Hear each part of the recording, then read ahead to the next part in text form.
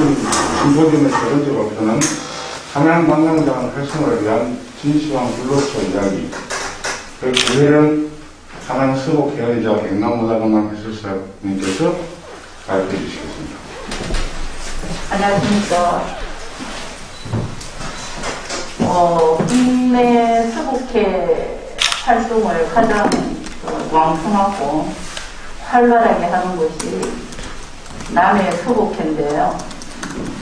코로나 사태로 이렇게 진행되게 되어서 참으로 유감이고요. 저희도 활동하는 저도 관중 없이 카메라 앞에서 하려니까 정말 어색하고 말도 잘 안 될 것 같습니다. 양해해 주시고요.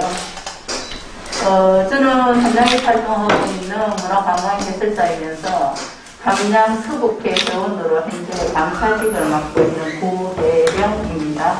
반갑습니다.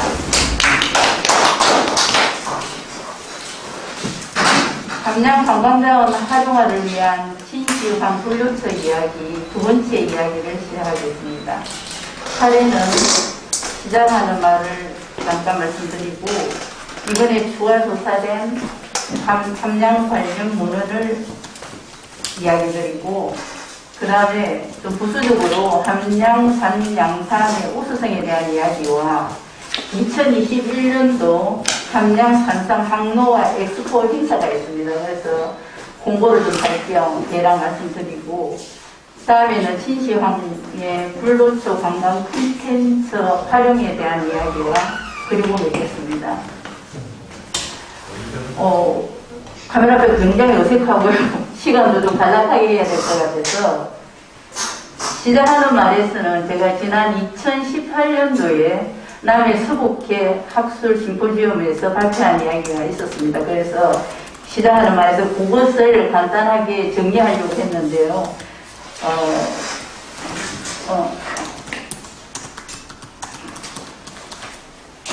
유의무를 참조해 주시면 좋겠습니다. 제가 원고가 좀 깁니다. 혹시 스패드만 여기 마이크 없어요?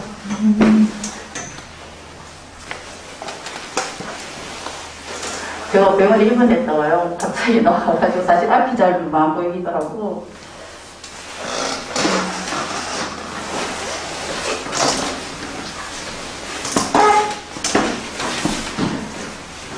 이번에 제가 조사된 그 함양 서북회 회원들은 사실 그 활동이 활발하지는 않습니다. 그래서 함양 관련 서북회 진시황 이야기 이런 이야기들이 옛 문헌에서 어떻게 증명할 수 있을까 여기에 대한 연구를 좀 많이 하고 있고 그런 문헌을 발굴하기 위해서 노력을 좀 하고 있습니다. 이번에 그 추가 조사된 문헌은 굉장히 많았습니다. 금계 황중앙글에서 금계집에서 몇 편이 있었고요. 그 다음에 아까 교수님 말씀 드린 것 중에서 또 좀 있었고요. 이번에 그 정리해서 발표해 드릴 것은 황중앙의 금계집에 써 있는 함양과 관련된 글도 15편이 있었습니다. 그 중에서 2편만 발표를 해드리고요. 그 중에 그 시편에 군자사 동구라는 시편에서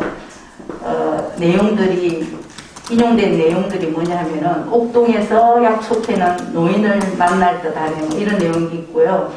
그 다음에 그 금계 선생이 방장사능을 유람하고 쓴 기행시에 태계 선생이 후서를 썼습니다. 그 후서에 보면은 방장사는 선산이라 인간 세상 아닌데 진시황과 황무제도 부질없이 사모했네.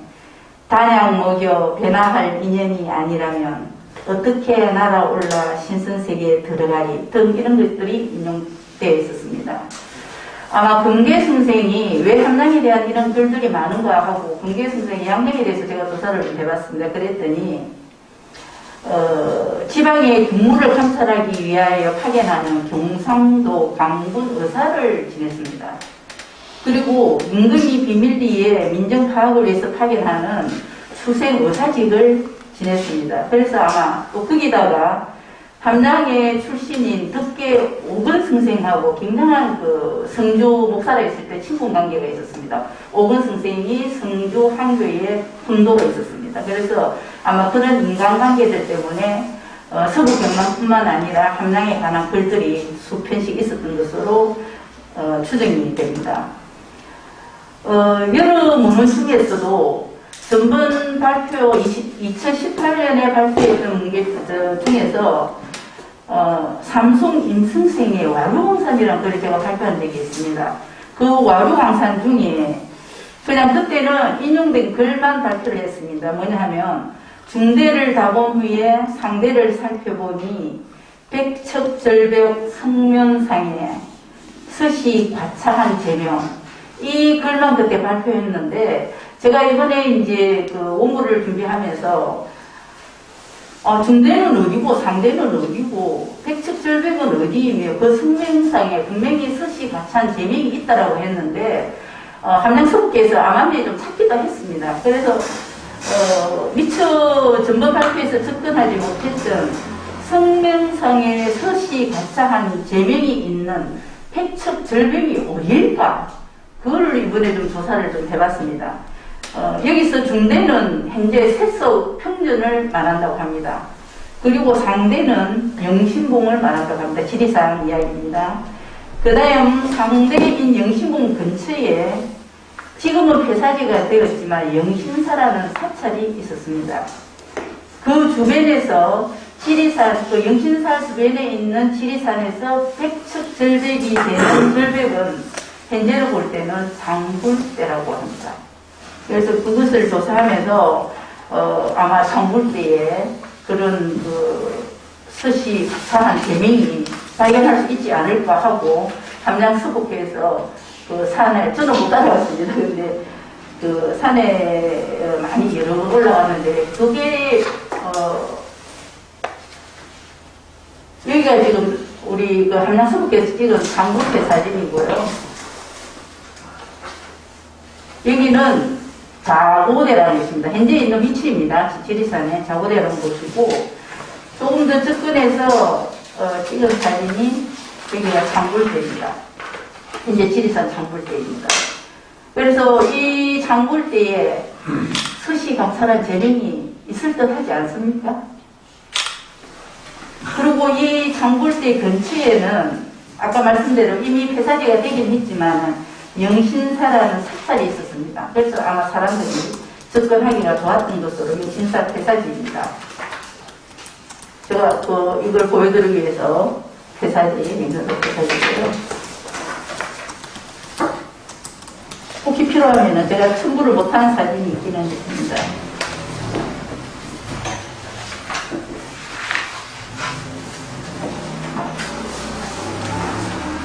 이 장불대에 대한 이야기는 여러 문헌에서 나오기도 합니다. 간단히 두 문헌만 소개를 하겠습니다. 전필제 김종직 선생의 유두루록에서 장불대에 대한 이야기가 있습니다. 그 선생이 표현한 장불대 주변을 읽어드리면은 중봉을 넘어 저물역에 장불대에 올라가 보니 깎아지른 절벽이 너무 높아서 그 아래는 밑이 보이지 않았고 그 위에는 천국도 없고 다만 철쭉 두어 쓸기와 영량의 똥만이 있을 뿐이었다. 이런 유람한 김종직 선생의 그 유람기에 있는 내용입니다. 그 장불대에 올라가니 두원곳, 두원은 제가 찾아보니까 보험만이더라고요. 옛 이름이 두원이었습니다. 두원곳, 그 다음 여수곳, 여수를 말하죠. 그 다음 성빈강이 서로 맞다 더 귀한 광경이었다. 영신사에서 머물렀는데 정필재 선생이 그 유람을 할 때만 해도 영신사가 있었습니다. 여기는 성녀가 한 사람뿐이었고 절 북쪽 이탈리아는 석가섭 항구가 있었다라고 되어 있습니다. 이 석가섭 이야기는 김일손 선생의 속두루록에서도 나옵니다. 세조 때 사람을 파견해서 제사 지낼 향을 내렸다라고 합니다. 그 정도로 영신사에 있는 가습진이 있었다라고 합니다. 거기에 두 바위가 우뚝 솟아 있는데 이른바 자고대라는 곳이다. 아까 제가 사진 보여드린 것입니다. 장불대와 사진 보여드린 것입니다. 김일성 선생의 속두루록에서도 장불대 이야기가 나오는데요. 영신사에서 묵었는데 이 절 앞에 장불대가 있고 뒤에는 자고대가 있는데 천길이나 솟아 있어 올라가면 눈으로 먼 곳까지 바라볼 수 있었고 이런 내용이 있습니다. 그래서 이런 내용들을 볼 때 중국 넘어 있었던 백척절벽에 서시 가짜한 조선 장불대가 틀림없다라는 추정을 이번 문화조사에서 하게 되었습니다.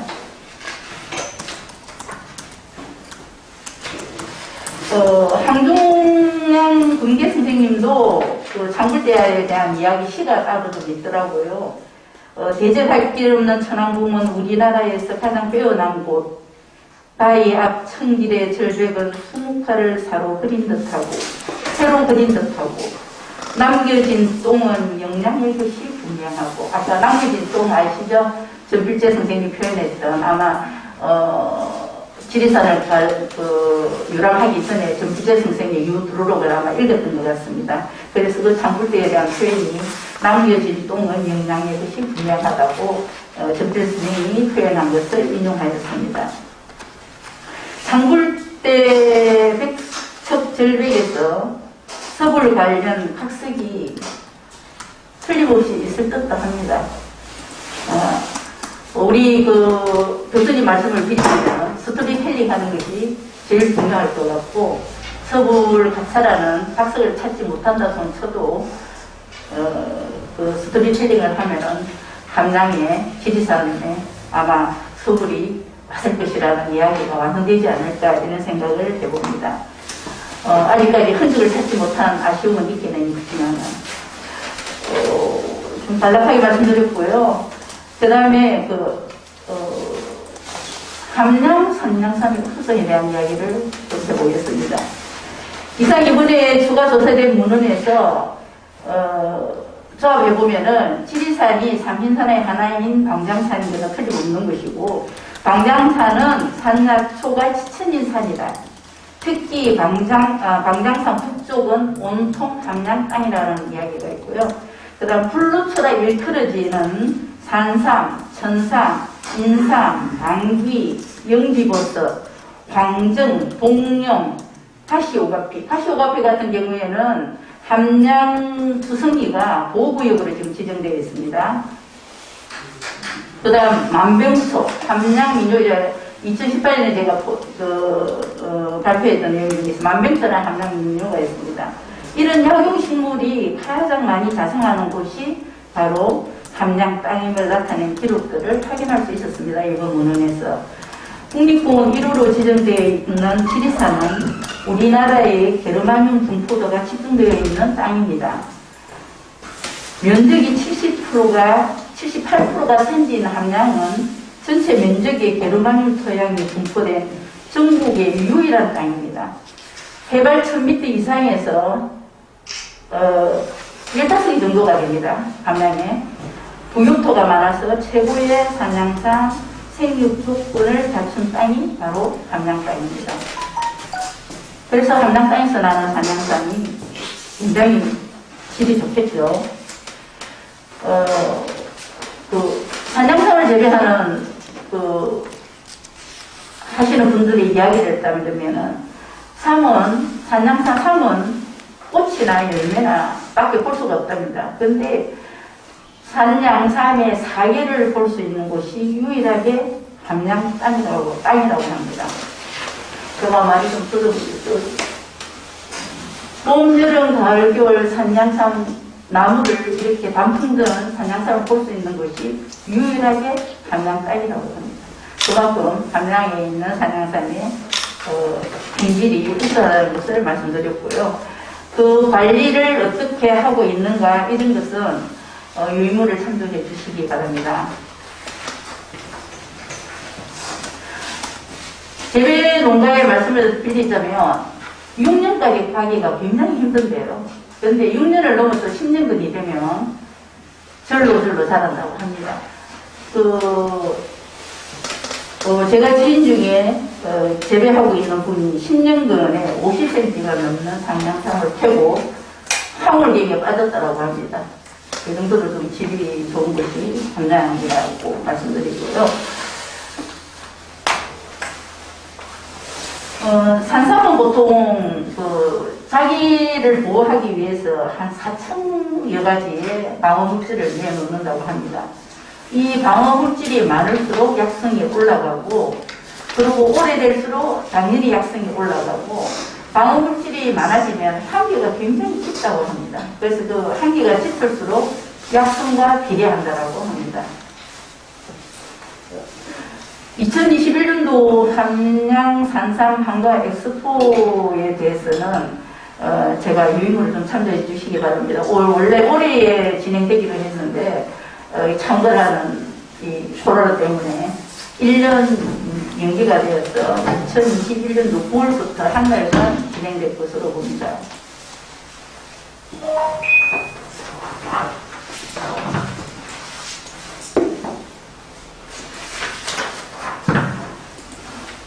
진시황의 블루초 관광 콘텐츠 활용을 그럼 어떻게 해갈 것이냐.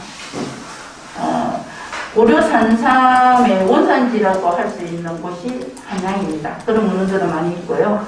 그 다음, 2021년 엑스포를 앞두고 국제관광 패키지를 통해서 관광 상품을 육성하려고 많은 노력을 하고 있습니다. 그래서 산양삼을 수출 시장을 확보하려고 하고, 그다음에 항로화 사업, 또 성공적인 엑스포, 또 함양산양삼의 스토리텔링 효과를 증대하기 위해서 함양 서북계뿐만 아니라 관련 부서에서 여러 가지로 노력하고 있는 중입니다. 캐릭터 개발도 아까 말씀드린 그런 또 관광 상품의 다양성 등을 가져올 수 있을 것 같습니다. 함양 서북계에서는 진시황 블루초 슬라이에 대한 적극적인 연구를 계속할 것입니다. 또한 학술대회를 통해서 여러 가지 제안받은 이야기들, 그런 것을 접목하기 위해서 관련 부서와 협의를 하고 여러 가지 촉구를 하고 있는 중입니다. 지역적으로 지리산 북쪽에 위치한 함양 지리산에는 아까 말씀드린 대로 블루초라 불리는 각종 약초가 지천으로 있는 곳입니다.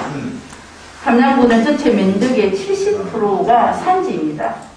현재 한 500농가가 산양삼을 재배하고 있습니다. 함양은 한반도 최대의 산삼 야산생지입니다. 삼국시대부터 고려 산삼의 역사를 이어온 곳이 함양 산삼의 고장입니다. 중국 등과 산삼을 비롯한 많은 종류의 약초를 교육물로 삼았던 곳도 함양이었습니다. 지리산의 비변과 블루초라에 일컬어진 산약초가 지천인 방장산에 있는 북쪽 함양군은 진시황의 블루초 이야기와 관련한 국내외 그 어떤 지역보다도 다방면에서 높은 부가가치를 올릴 수 있는 관광문화 콘텐츠 활용도가 높다라고 생각하면서 발표를 마치고요. 제가 연암 박지원 선생님의 글 중에서 좀 재미있기도 한 글이 있어서 잠깐 읊고 마치는 것으로 하겠습니다. 연암리 공작 광문교에 있는 글입니다. 지금 내가 돈 수백냥을 내어서 산에서 캐어다 뒷뜰에다 길렀는데 얼마 안 가서 갑자기 망냥, 이거는 코뿔 같은 거라고 합니다. 감기죠. 앓게 되어 거의 다 해먹었답니다. 맛은 몹시 쓰기 쓰고 향기가 오래 남으나 기실은 노상 먹는 당귀나 죽순채만도 못하더군요. 그러나 이것을 성냥 중 먹고 나자 여러 달 동안 계속해서 모욕하듯 흐르는 식은땀을 능히 막아주었으니 반드시 사람을 죽지 않게 만든다고는 못하겠지만 역시 사람을 현혹하는 요사스러운 풀이 아니겠습니까? 아마 자기가 인삼이라는 그 풀을 믿지 않고 있다. 그런 글도 앞에 부분에 나옵니다. 이게 항상 무엇이겠느냐고 믿지 않고 있다가 풋불이 걸려서 그것을 먹었더니 이렇게 땀을 푹 흘리더니 나았다라는 그런 이야기를 아마 편지로 보낸 내용입니다. 마지막에 역시 사람을 현혹하는 요사스러운 풀이 아니겠습니까? 그 말이 굉장히 공격하면서도 그 현장 체험을 한 임상 결과를 발표해 주는 것 같아서 저한테 감명 깊게 다가왔습니다. 어색하게 발표하는 것을 들려주셔서 감사합니다. 코로나 잘 이기시고 힘냅시다. 아자.